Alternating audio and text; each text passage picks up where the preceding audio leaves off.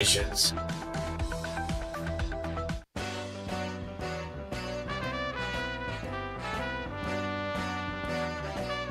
time for Wolo and Friends on Sports 56 and 98.5 FM. Presented by Homer Skelton Hyundai. Here is your host, the voice of the Tigers, Dave Woloshin. Welcome in, everybody, to Fort Worth, Texas, home of the American Athletic Conference Championships. To get into full swing this morning about 11:30. In the meantime, tonight's big night for the Grizzlies at home. There's news on that front. They will play Golden State tonight.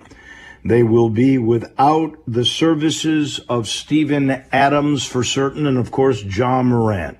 No Brandon Clark. He's out for the rest of the season with the Achilles injury and probably will miss a bunch of next year. And so as we go down the stretch here, this is not a pretty picture. So let's start there. We got so much to cover today, J-Mo. It is unbelievable. But the news yesterday, which was big, was that Ja Morant has been cleared of any legal issues in the state of Colorado, in the city of Denver, or really the suburb of Glendale. That he's got no issues with. However, the Grizzlies put out the word, not suspended, we still haven't heard from the NBA, but that he is out at least the next 4 games. So that's tonight against Golden State. That's Dallas and at Dallas. That is against Miami. The earliest he could come back would be at San Antonio on March the 17th. However, that's not set in stone. There is no ending that we know of to this. Is it a suspension? No, it's to be away, to deal with his issues, to try, I guess, and get better in dealing with anxiety and stress. That's the way that I could put it. So we don't know when he's coming back. In the meantime, here comes San Antonio. Here comes Golden State. Not San Antonio. Here comes Golden State. Here comes Dallas. They're in 5th at the moment. Phoenix took a hit last night. In pregame warmups, Kevin Durant slipped, sprained his ankle. MRI today. Most of the speculation is it's a grade 2 sprain, which means he will miss the regular season. So maybe they won't move up the spots I thought that they would in the standings. To compound the problem for the Grizzlies, though, let's take the case of Steven Adams. We thought he would be back a couple of games ago from the preliminary issues. Obviously, he is not healing the way they thought he would, even though we saw him doing some warm-ups on the Stairmaster. Unfortunately, he had to have a stem cell injection yesterday. So now they say he gets reevaluated in 4 weeks. Wow, 4 weeks. So you're basically talking about another month. He's pretty much gone for the regular season. You know Clark is out. You're not sure when Ja's back. He's out for at least 2 more weeks, right, with the 4 games. Wow. These are crazy times. In the meantime, Golden State comes in. They're not going to have any sympathy for these Grizzlies, especially one Dillon Brooks. Yesterday on a podcast, I guess, is it, J-Mo, give me the exact technical term. Can you be on television and it still be a podcast? No, it's just a video podcast, but it's also audio as well. It's for the Volume Network that Colin Cowherd runs. That's what the podcast format that Draymond Green is under. Okay, so but you can still be technically a podcast on a video, correct? Yeah, it's both audio. It's both. That's right. Okay. So he blasted Dillon Brooks in a very creative way. And honestly, when you hear it, I'm not the biggest Draymond Green fan in the world. I want to stick up for Dillon Brooks, but what Draymond Green says is right to the heart. It's hard to disagree with him at this point. Would you think that's fair? I completely agree. It's impossible to disagree with him. He made some really good points, and I think that's what's, to me, it's so funny about it. I hear you laughing there, and it's also funny to me with the same thing. What do you say in response to that? Dang, he's right. Yeah. So there's so much commentary still on Ja. There is one thing for sure. The old saying, there's no such thing as bad publicity. I don't necessarily agree with that, but I do know this. Ja is the focus of the sports world, and he has been for about the last 4 or 5 days. And people do care about him. And, the 5 W's, who, what, when, where, and why. He's a who, and he's a big who. And you're hearing from so many people, and there's a big consensus that really believes the Grizzlies made an error by not having enough veterans on this team. Ja's 23. I guess Tyus Jones has played in the league for 6 years. He's 26 or 27. Adams, the oldest, at 29. There are plenty, he's been in the league 10 years. So Tyus Jones has been around. So I don't know if you can just identify it as age. That is apparently what most people are saying, that was a big strategic error by the Grizzlies front office. I don't know if I buy that totally, and I can tell you Jeff Van Gundy does not buy that.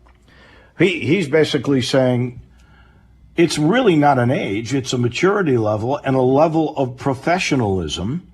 And it most of the time comes down to the personality of the player himself. And he said, I don't know how many guys can dictate to other guys how they should act off the court.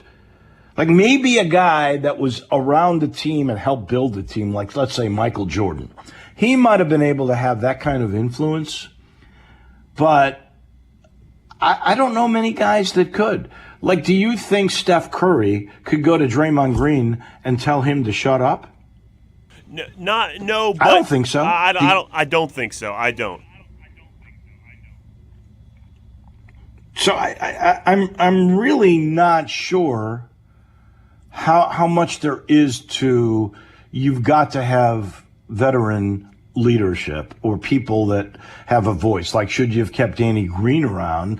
Now you look at the Luke Kennard deal. I'm not so sure that was a great deal. He has not performed the way the Grizzlies, I think, had hoped. Now, there's still time for him to be a knight in shining armor.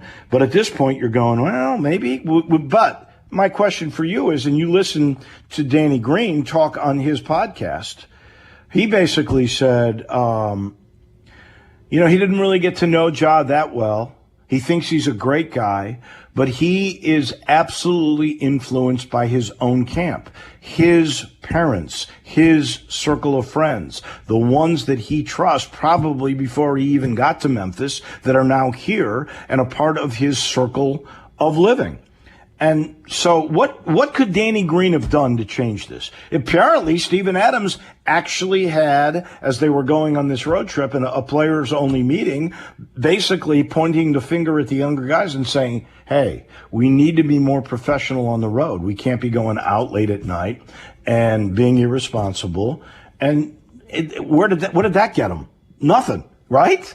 So would Danny Green saying that make any difference, J-Mo? Well, I don't think it's necessarily a veteran presence here at this point to say, hey, stop hanging around those people. I think, in my estimation, it would be when Ja got to Memphis, when he was drafted. And I don't know when the people that he runs around with, when they came into his life, if it was predated being in Memphis, or like a lot of franchises, there are people that are trying to cling on to franchises and cling on to the guys with money. I don't know where these people came in from. And to me, a veteran presence when he got here would have said, hey, those people have no interest in you whatsoever. They only have interest in your money, whether it be male, female, whatever the case might be. And so I could see a veteran presence helping in that case, but I do think you're right. Once these people are in his life, I don't think a veteran has any say in saying, hey, man, don't do that. Don't hang around with those people. Once they're there, there's nothing you can do about it. Well, here's what's interesting to me, honestly. I don't believe maybe a coach, if you had like a Phil Jackson, who could have embraced that rookie. Taylor Jenkins was being young himself. I think he was a rookie coach when Ja first came in. Is it up to the general manager? Is it up to a guy like Prince, who's a part of the staff that's like player relations? Is it up to him to tell a guy who's now, technically a grown man, because he's a pro, how he's supposed to totally act? I mean, I do think there are some protocols, but I don't think you can control a guy, especially when he's in his third year in the league, and you can't tell him who he can hang with and who he can't. I don't know. I don't know necessarily totally buy it. And there's a lot of people that are saying the Grizzlies strategically made a mistake by going too young. But I'm more in the camp, I think, of Van Gundy, that maturation levels come differently. It's not an age. Like, I don't know this for a fact, but I suggest by just watching demeanor on court and seeing the way he might act around his children, I don't think Tyus Jones goes out till 4 a.m. at strip clubs. Maybe I'm wrong. I would say to side with you on that. I don't think he does.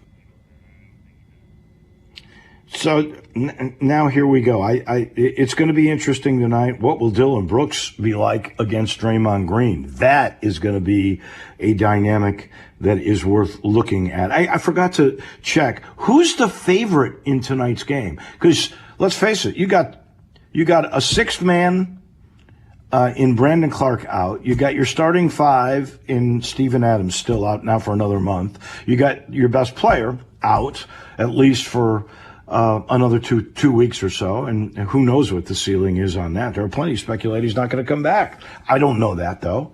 I'll bet the Golden State Warriors, who are hot of late, even though they're terrible on the road, they could be the favorites tonight. Yeah, when I looked early this morning, the Golden State Warriors were favored by 1.5. It looks, according right now to ESPN, they're favored by 2.5, so it's gone up a point. Wow, so that line is going up and up and up. What do you make of the Kevin Durant thing? I haven't seen the video on it, if there is any. Yeah. But in warm-ups, he slips? So, yeah, he just rolled his ankle in warm-ups. It wasn't even really a slip. He was just going up for like a layup or a dunk or something, just a generic warm-up, and it's his left ankle. He just twists, he just turns it. And he puts all his weight on that ankle as he's trying to go up. He falls to the ground, and like you said, it's presumed to be a grade 2 ankle sprain. They'll do an MRI today. That's all we know about it, but what a freak accident. Of all the things that could happen to a guy, that's crazy. It's nuts. It's truly nuts. And I really think that hurts them because, let's face it, just by numbers of players, the way this has worked out and the kind of guys they have, you think like they can win the NBA championship. But you got to play together some, right? So what did they have, 2 games together? Yeah. Before he got hurt? 2 or 3. I think just 2. That's right. I mean, you're a former coach. Don't you think you need some time together? Or do you think because they're all such veteran players that they'll meld easily?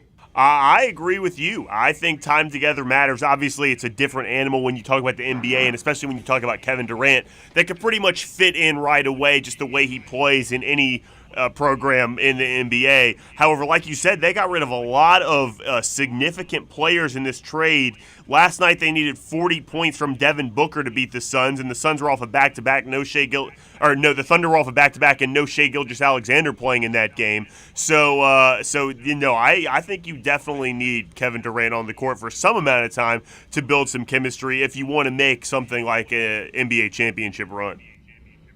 Well, if that MRI shows it's just a grade 2, which is, I think, what they're hoping for at this moment, if it's just a grade 2, he's not going to be back until they start the playoffs. So that's going to be a story, obviously, you want to watch.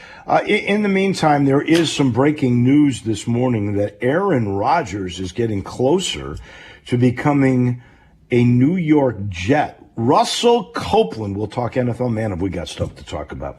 Considering the deals Derek Carr, Geno Smith, Daniel Jones got, and the rumor Brady could be coming back, and now this Rodgers stuff, and the combine and the draft. Lots to talk about with our NFL expert. And then Jarvis Courier. Well, he was, by the way, in Los Angeles for the Clippers and the Lakers games with the Grizz. He talked to Pau Gasol when his jersey was being retired. It'll be fun to visit with Jarvo. That comes up at the end of the show, our final segment, about 10:45 or so. Here in Fort Worth, a lot of talk, of course, about the American. Last night, the Lady Tigers, by the way, saw their run come to an end. They did get to 20 wins. They are going to be in the NIT. There's no question about that. They could not shoot. JMO, they were going 0 for the entire tournament, the 2 games they played in, without a 3. I think they made one with 3 seconds left, or 13 seconds left, something like that. But they lose by 9 to ECU. So you've got the 3 and the 4 seeds playing each other for the championship game this evening. Now, who would have saw that coming? I really thought the Lady Tigers could win it all when USF was eliminated, and they fought hard last night, but they just couldn't shoot. Some of that is East Carolina's play. Like, East Carolina forces on average like 24, 25 turnovers a game. They're really good defensively, and Madison Griggs, who's the best three-point shooter in the history of the women's program, just couldn't make a shot. She was like 0 for 10. It was tough to see. That sounds like it. But you said yesterday, though, you think they'll still be playing postseason basketball, though, right?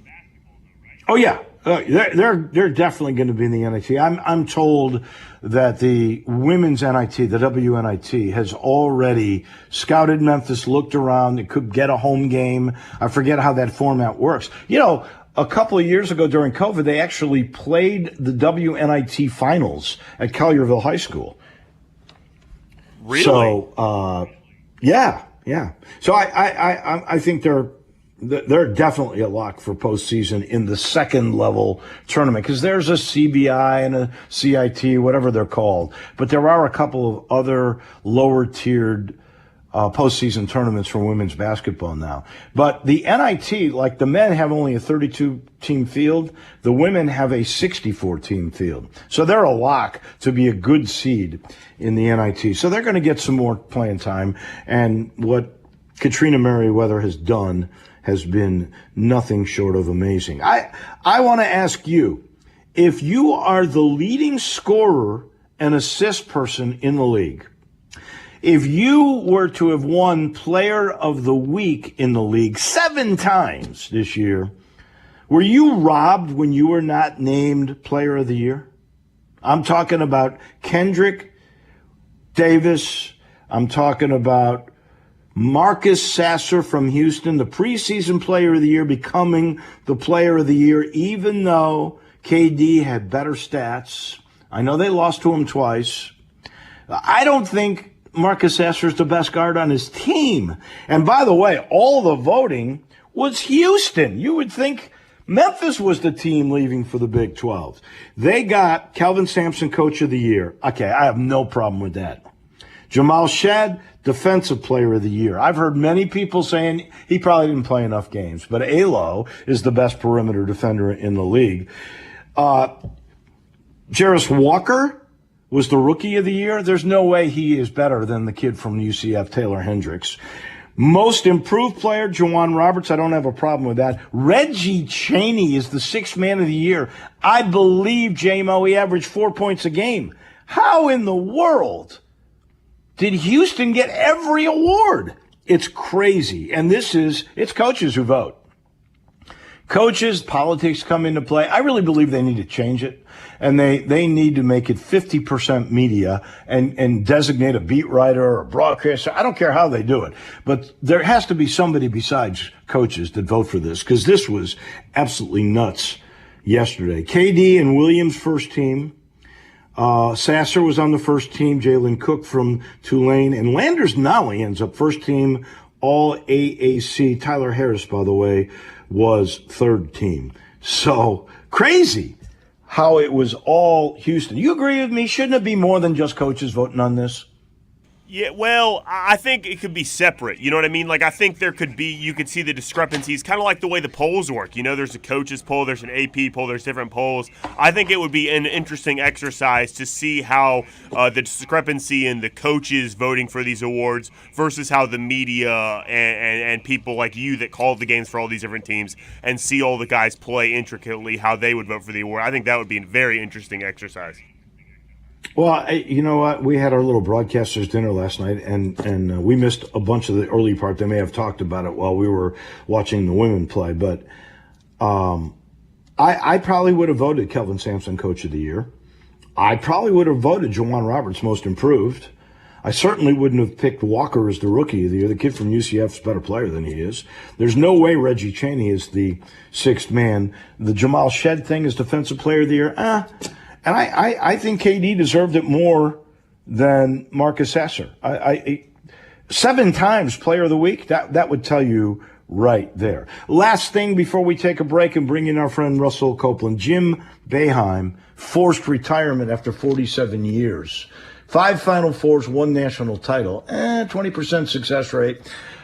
Getting there 5 times is pretty good. There's no question he's a Hall of Famer. There's no question he's a prickly guy, and I thought he had no class in the way he handled this.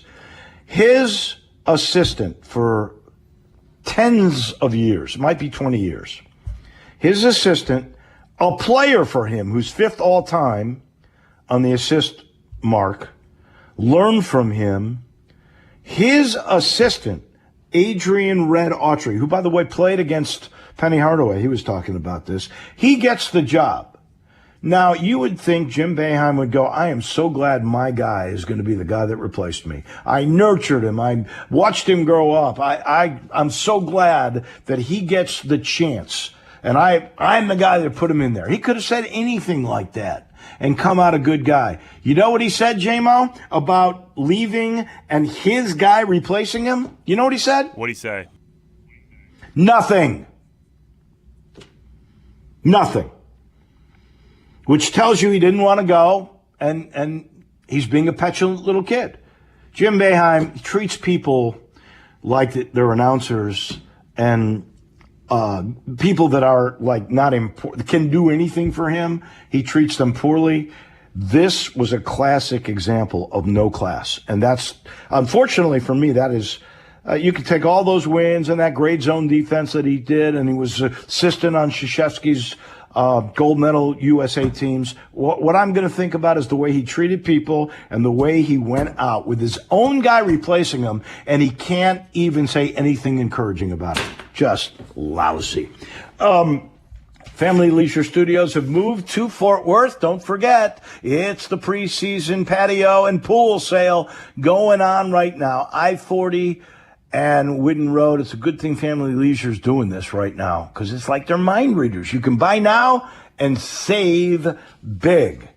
And this portion of the show brought to you by the Eflin Insurance Team. Big Tiger supporters wouldn't be surprised if Nat Eflin is on his way to Fort Worth right now when the Tigers play tomorrow night.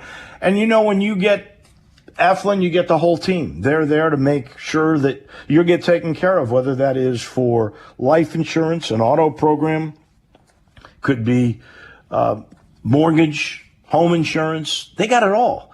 They get to know you. They get to know your family. They know what's important to you. They figure out what the budget is that you have to be protected, and voila, you have security. If you've got a small to mid-sized business, same thing for commercial insurance. It gets to know you, your product, your personnel, who you got to take care of. They forecast out what you're going to be like in 5 years. What's your budget? And then they protect you. Just call 901-386-GER, because they're big Tiger fans. That's 901-386-4777. That's the Eflin Insurance Team. We'll be joined by Russell Copeland on the National Football League in just a minute from Fort Worth. This is Wolo and Friends. Add a little fun to your lunch break. Join Johnny Radio for Sports 56 Happy Hour from 11 to 1 every weekday on Sports 56 and 98.5 FM. Hey friends, it's Bill Russell at Russell Brothers Fine Jewelers. And unless your lady has a birthday coming up or you have an anniversary on the horizon, you might not need to come see us at Russell Brothers. But if she hasn't had her rings checked and cleaned in a while, you do need to come to Russell Brothers. We're always happy to check for bad or missing prongs on her diamonds and other gemstones, and it's always our pleasure to clean her jewelry and make those beautiful gems sparkle like they did the day she first wore them. And none of that costs a penny. And if her jewelry or watch does need repair, we have 3 jewelers with more than 85 years of experience to do the job perfectly the first time. And if you have a birthday or anniversary ahead, come see our truly magnificent jewelry. The jewelry that has been making Memphis Belles happy for 5 decades. Russell Brothers Fine Jewelers, where beauty, quality, value, and service are what we're all about. Come see us at 4646 Poplar at Perkins. Simple, smooth, and every sip as easy as the last. Tito's handmade vodka tastes just as good with tap water as it does with your favorite mixer. Back in the day, Tito distilled, hand bottled, taste tested, sent to a few friends, then taste tested again to give you the finest juice around. No frills, no flavors, no fancy labels, just the good stuff. Just Tito's. For recipes, videos, and more, visit Tito'sVodka.com.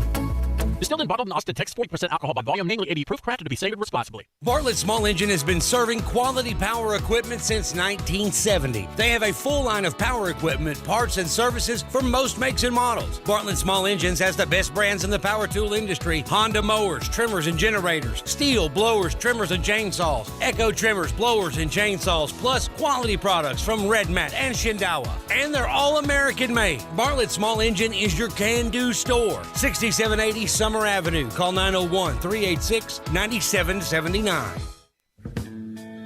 Now back to Wolo and Friends on Sports 56 and 98.5 FM, presented by Homer Skelton Hyundai. Here once again is the voice of the Tigers, Dave Woloshin. Welcome back in. Oh, just a couple of other notes. Patrick Ewing, man, it's hard when your own legend is just failing.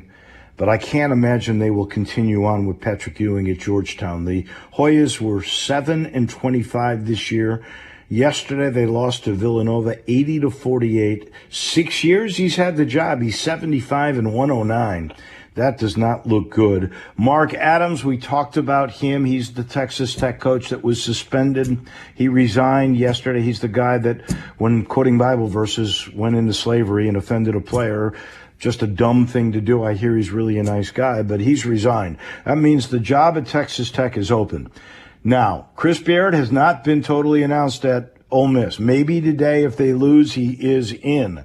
But the door and speculation here in Texas is swirling that he could end up, Chris Beard, back at Texas Tech. Stay tuned on that one. In the meantime, I'll let you know this portion of the show is brought to you by the good folks at Southern Security, your home team credit union. And I am so happy they are now a part of our family. For almost 70 years, Southern Security has been serving the Mid-South with unbeatable rates, low fees, great service, and the newest of technology. Are you a business owner in need of an auto loan? Need better benefits with your credit card? At Southern Security, they handle all of your business banking needs. They provide low competitive rates on auto loans. They provide low rates and better benefits on your credit card, and there's so much more. So if you want to know more about Southern Security and the family, and you want to be a part of it,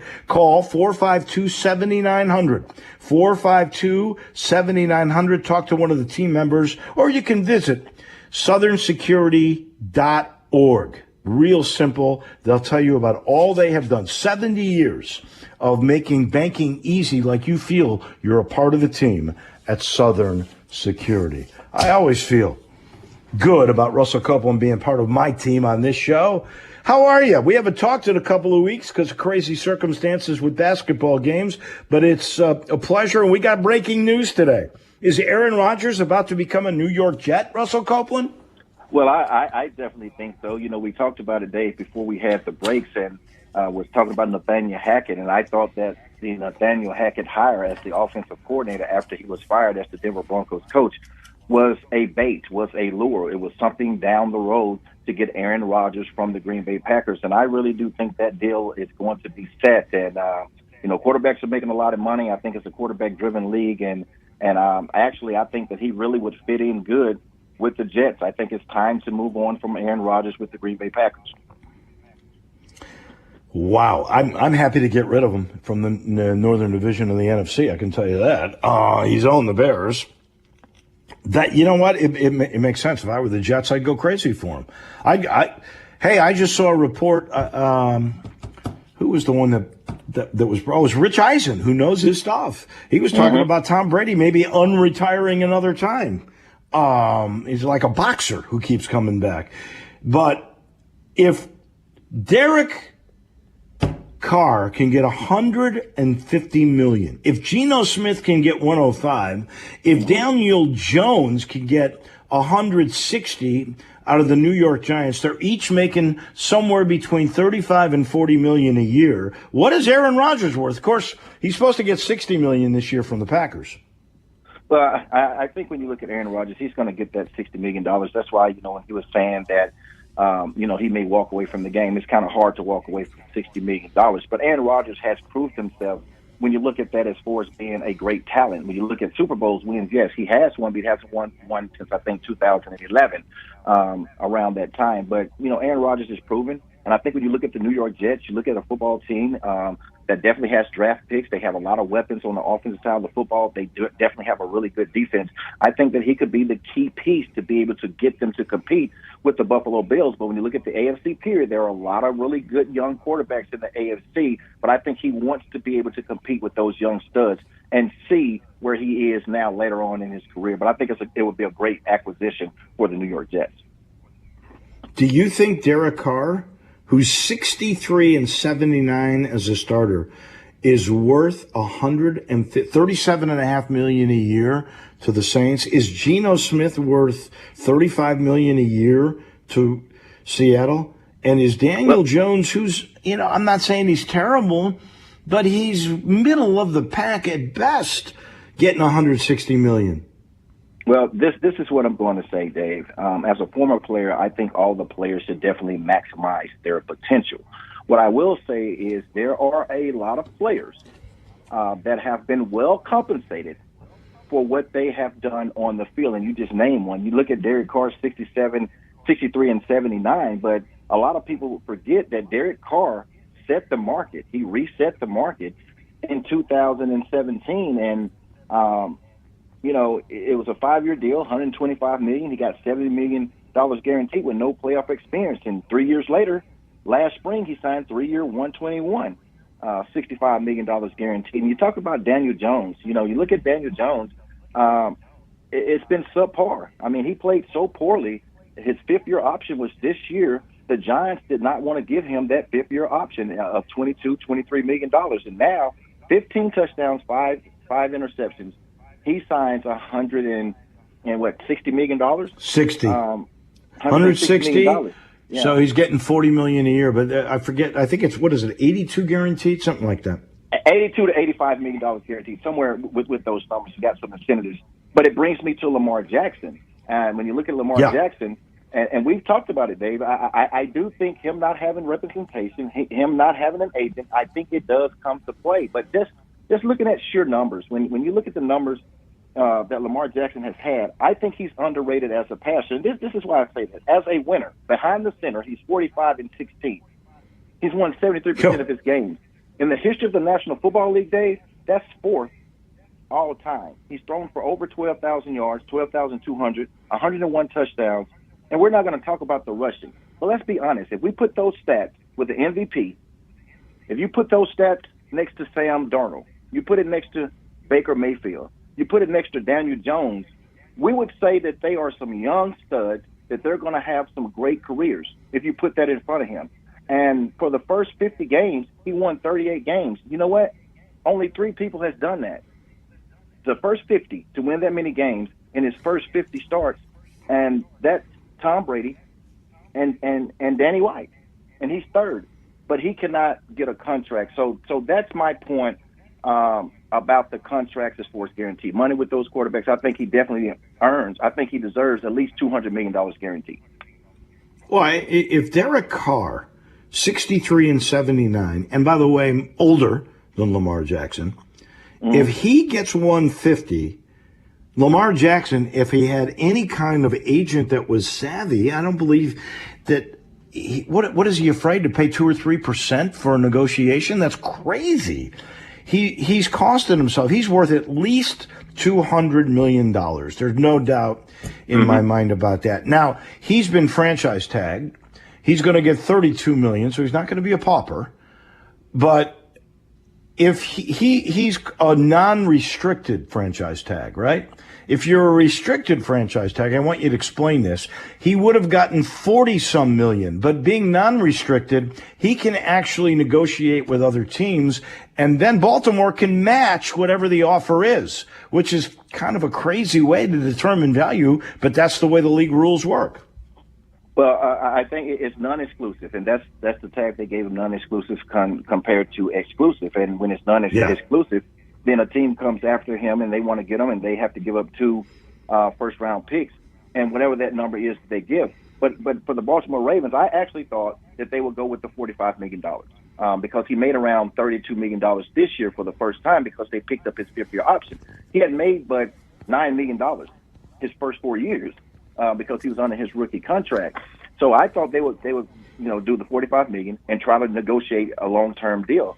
But I think what they decided to do is that we're going to let the rest of the NFL, whatever teams feel like they want Lamar Jackson, whatever that number is going to be, they're going to look at that and say that's the number. And I think that's where they're going to negotiate because they're so far from, working this deal out. $135 million is what has been reported of guaranteed money to Lamar Jackson. And honestly, Dave, that is a slap in the face for the numbers that I have given you when you look at Deshaun Watson at 230, even if you say that's an anomaly. If you say 230 is an anomaly, that the Browns, they went way out of the way. Kyler Murray has Mahomes got what, 500 million? And like I said, when you look at Kyler Murray has 189.5 million guaranteed, and Russell Wilson later on in his career, we're talking about Aaron Rodgers, we're talking about Carr later on in his career. I know what Russell Wilson has done previously, but going to Denver and how he had looked for the past couple years in Seattle, he got 165. And then Aaron Rodgers has 150. Matthew Stafford is down at 130. What about Joe Burrow and Justin Herbert? Where are they going? Oh, they are going to make so much money. Yeah. After all these things play out, I just think the Baltimore Ravens dug themselves in a hole, Dave. I think they should have taken care of Lamar Jackson before the season last year, or even the season before that, and they wouldn't be sitting where they are now. Right now, they're not in a good situation because if they lose him, where are they going to go, especially get a new offensive coordinator from college, and you don't even have Lamar Jackson, who's your starting quarterback, who is a former MVP? It doesn't look good for Baltimore Ravens if they allow Lamar Jackson to leave the building. Let me talk about another player that got the franchise tag, close to home, Tony Pollard. Now, Tony Pollard made $1 million last year, or right around that neighborhood. As a franchise tag for a running back, he gets $10.1 million. Is that a good deal for Tony Pollard, who's got a broken leg, or did he get shortchanged? Well, I think the running back position is underappreciated, and I think the reason why it's underappreciated is because of a deal that was signed by Derrick Henry. But for him making $1 million, yes, it's good for 1 year for $10 million. But running backs have such a short window, Dave, and we see now he has a broken leg. And I would like to have seen Tony Pollard get around the $30 to $35 to $40 million deal, at least $20 million guaranteed. Because we don't know how he's going to come back. If he's not the same explosive player that he was this year, then he's just going to probably be going from 1 year or 2 year deals. The running backs have to take advantage of their second contract because their lifespan is around 5-6 year average. I think it's less than that average. It's like 3 years. Yeah, so when I say the market and you talk about the business side of it, we're talking about the quarterbacks and how much money they make and why the average salary for them is around $32 million, and then it's $45 million if it's exclusive. Derrick Henry had a chance to reset the market where it was set by Todd Gurley, it was set by Ezekiel Elliott, and it was set by Christian McCaffrey. As far as guaranteed money, it was around $45 million to $50 million. Derrick Henry for a 4-year span has probably had the best 4-year span that we can really talk about in history, definitely for the last 50 years. He could have set the market over 125, $140 million. He did not. He took $25 million guaranteed. He took a friendly deal, and now he's on the market to be traded. And now that's why the market is kind of low where it is for $10 million for running backs. And you look at the running backs now that are going into free agency, it's not good for them. You know, you look at Saquon Barkley. Saquon Barkley's at $10 million. And you look at what Daniel Jones has done with his career, 21, 32-1, and Saquon Barkley's up. He's not going to want to take a 10-year deal. Look to see him probably get traded before the season starts. And you also have Jacobs. He's got a 10-year franchise tag. So right now, the market is not good for running back. The running back position has been devalued simply because you use other weapons in a very similar role. Their longevity is not long. It is not what it was. When I was growing up, a running back was a critical star. Now, it's great if you have one, but you can work around it because it's a passing game, or you'll use a receiver as a jet sweep guy, a slot guy. There's so many different ways they use it. It's too bad for the running back position, but it has definitely been devalued. I got to ask you about the combine. We see a guy, the Florida quarterback, Anthony Robinson, has an unreal 40 time, has an unreal vertical jump. Has a good arm, shows good arm, was not a great quarterback in college. Now he's in the top 2. Do we overvalue what happens at a combine? Well, I think you go to the combine to make money or you're simply going to lose money. That's why you see a lot of players not really work out at the combine. For him, it's outstanding because we know he's such a physical specimen. Coming in, I knew that he was going to do great. He's close to 250. He ran a low 4.4. He has a cannon for an arm. He has quick feet. He has all the accolades from a physical standpoint. I just think the quarterback position is probably the hardest position to evaluate coming from college, going to the National Football League. And I'm hearing things about Anthony Richardson, you know, he needs to sit back, he needs to develop. But, you know, what I say about it, don't we see all of the quarterbacks that come from college, don't they need to develop? It's usually around year 3 that we see that quarterback make a great splash, you know. You don't see too many quarterbacks that come in like a Patrick Mahomes. You and I talked about it. That can come in and has been playing great from the get-go. Yeah. Usually it's year 3. You see them develop. And just look at some of the great players, Dave, over the past, you know, few years that's been drafted in the top 10. You know, they've been busts. You look at Baker Mayfield. He's trying to find his niche. He's trying to, you know, see if he can still be a starter. Sam Darnold, we're trying to see if he can still be a starter. You look at the Jets now. They just drafted a quarterback top 3 in the draft a couple of years ago. Now they're looking at Aaron Rodgers. So I think it's a hard deal, but I do think Anthony Richardson, from what he did in the combine, he's going to probably be in a top 5 pick, definitely a top 10 pick come this April. All right, last thing real quick, and we'll talk more about this as time goes on.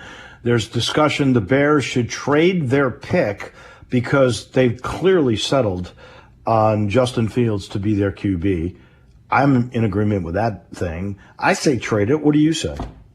Definitely. When you look at it, I think they're solidified the quarterback position. Let's put some weapons around him, and let's see if he can put up the numbers as far as completion percentage like he did at Ohio State. Trade down, you know, still be in the top 10, where you can get your value for an offensive line. You can get some defensive players, but you definitely need to get some receivers. You need to get some more weapons at the running back position, but you have to solidify that offensive line. I think trade down, and then you get the value at an offensive lineman at that position. Russell Copeland, always enjoy talking to you. Have a great weekend, my friend. Thank you, Dave. That's our guy, Russell Copeland on the NFL. You know our title sponsor, that's Homer Skelton Hyundai in Olive Branch, where right now you can get the Genesis car, the G70, at a good price and get a $1,000 rebate if you agree to finance with Genesis. Why wouldn't you? At Homer Skelton Hyundai, they're paying you to do business with them, and there's not a better dealership in all of Memphis. Homer Skelton Hyundai. And this portion of the show brought to you by Conway. Hey, avoid the rush. Schedule that $69 air conditioning tune-up right now at Conway 16-point Super Saver Tune-Up. Why is it a saver? Because it makes your system more efficient. You save money on your MLGW bill, and you avoid breakdowns, which end up being costly. 384-3511. That's Conway Services, heating, cooling, plumbing, electric, or visit conwayservices.com for details, terms, and conditions. We're back in a minute. Jarvo back with us momentarily. Broadcasting from the Family Leisure Studio, we are Sports 56 and 98.5 FM. While it is true that 117 Prime, Memphis's premier downtown dining destination, is the place in Memphis to get a perfect steak, sometimes you might not be in the mood to get a steak. Maybe you want to visit the best raw bar in Memphis instead. The raw bar at 117 Prime is as excellent as everything else at 117 Prime. Fresh oysters on the half shell, a shrimp cocktail, the char-grilled oysters, or the oysters Rockefeller. Or really go for it and have it all and more by getting the Seafood Tower. 117 Prime is a steakhouse, but it's a steakhouse with so much more. It's not easy being the one everyone counts on to keep your operation running, no matter the weather or supply chain hiccup.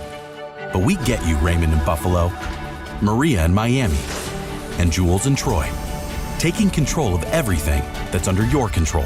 At Grainger, we're here for you with high-quality supplies for every industry, plus real-time product availability and access to experts ready to help. Call, click Grainger.com, or just stop by. Grainger, for the ones who get it done.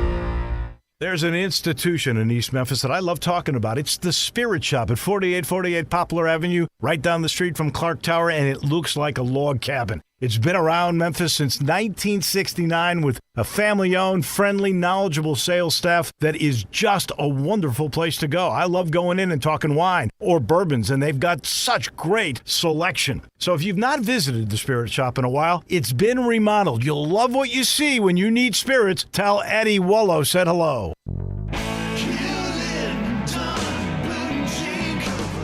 Hewlett & Dunn Boot and Clothing Company, we have it all. From handmade Amish leather belts, fine and casual clothing, boots, casual boots, work boots, fancy boots, and even safety-toed boots. Lots of cowboy hats to choose from, even Nebo lights, Orco hard coolers, good-looking duck head dress shirts, duck head caps, shorts, and pants. Tons of jeans from Ariat, Wrangler, Devil Dog, and Kimes Ranch jeans.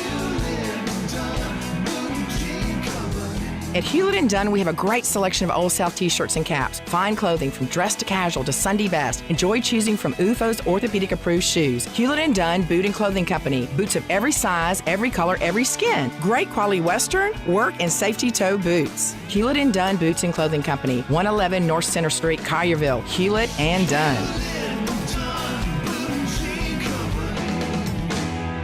Hewlett & Dunn, serving you and your family since 1961. Now, back to Wolo and Friends on Sports 56 and 98.5 FM, presented by Homer Skelton Hyundai. Here once again is the voice of the Tigers, Dave Woloshin. Lonely feeling deep inside. Find a corner. Welcome back in.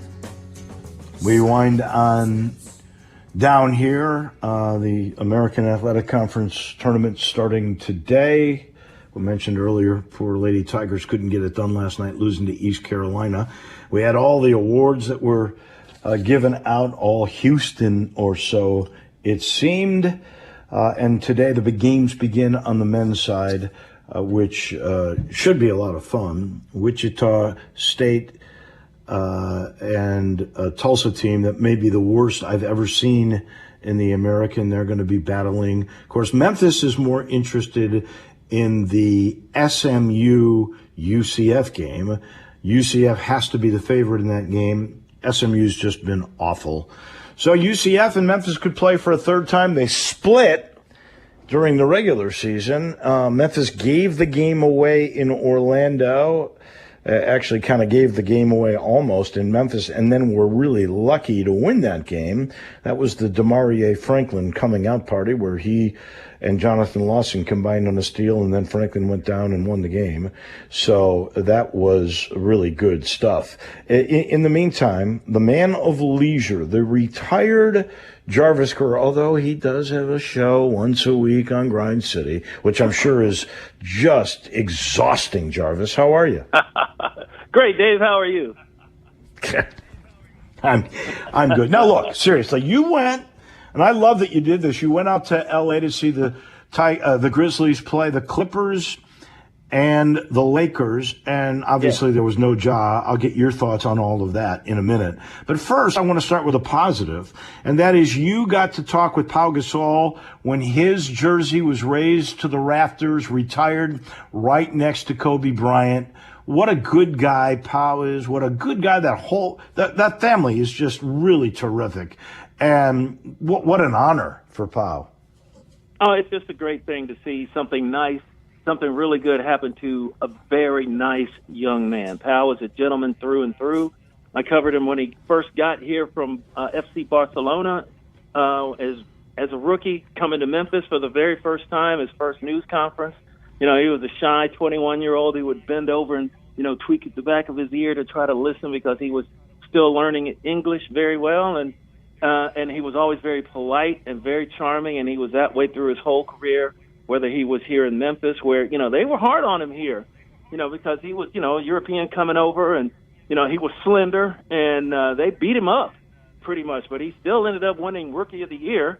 And unfortunately for the organization, they just couldn't put enough pieces around the type of player he was to take advantage of his talents. And Pau told us that, they had reached the point, they went to 3 straight playoff games, playoff series, and lost all 3 kids swept. Then the owner, Heisley, was ready to sell the team, and that put everything on hold. And so, they found a way to work a trade with the Lakers that the NBA poo-pooed. A lot of the pundits poo-pooed. Oh, you just handed the Lakers championship, which they did win, too, with Pau.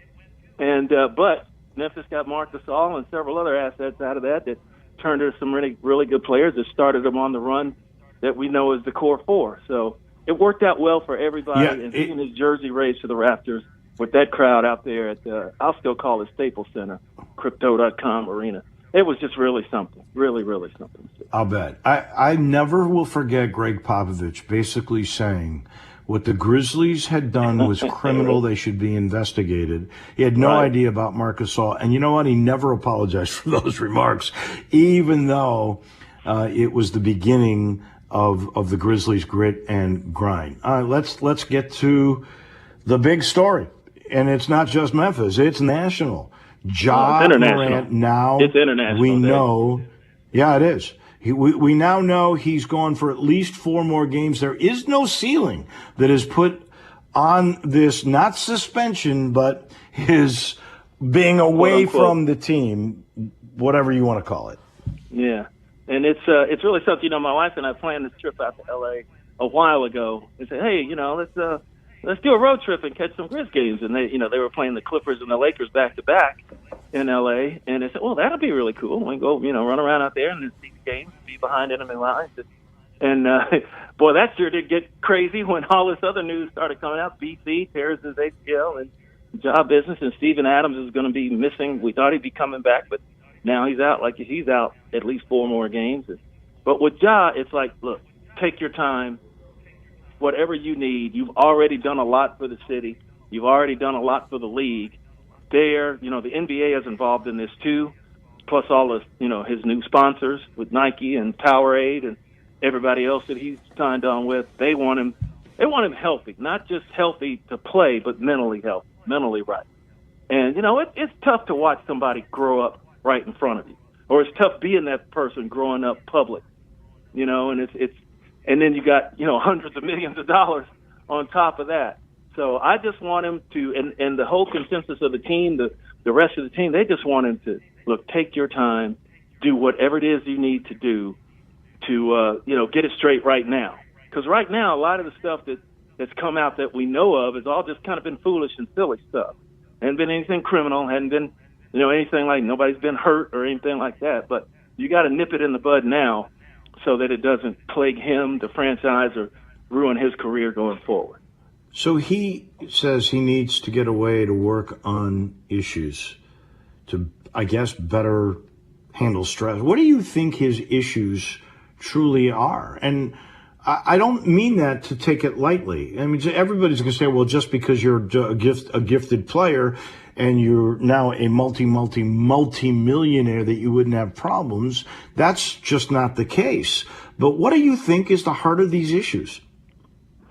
Well, a lot of people are saying, oh, he's a fake tough guy. He's trying to be a thug and all this kind of business. And, that he didn't grow up hard, because they say, like, he was kind of a private school kid, or he went to school wearing polos, not, wife beaters, and all that. And it's like I said, it's just tough watching people grow up in front of you. And, what's the old adage, to whom much is given, much is expected. Well, yeah, he's been given this great talent, but he's still just trying to find his way. It's like he is like the breadwinner for the family now, not just his, immediate family, but everybody else around him. He brought pretty much everybody over with him from South Carolina to Memphis when he came here. All the people that were his inner circle that watched him grow up and helped him, be who he is. And, he's a charitable guy. He's a nice guy. His teammates love him. He's the ultimate teammate in the fact that, when you watch him on the court, but maybe now, he's done a couple of selfish things for himself and it hadn't worked out that well, and you got to let him work his way through it. That's all it is. I cannot, psychoanalyze somebody from far. I see him on the court. I've gotten a chance to interview him a couple of times, and he seems like an affable guy, but nobody knows what's going on with somebody's head. I agree with that. I can't say, other than what I watch on the court, that I know anything about him. I know he came from a two-parent home. As you mentioned, he wore polos to school. He was, to the best of my knowledge, not an underprivileged guy.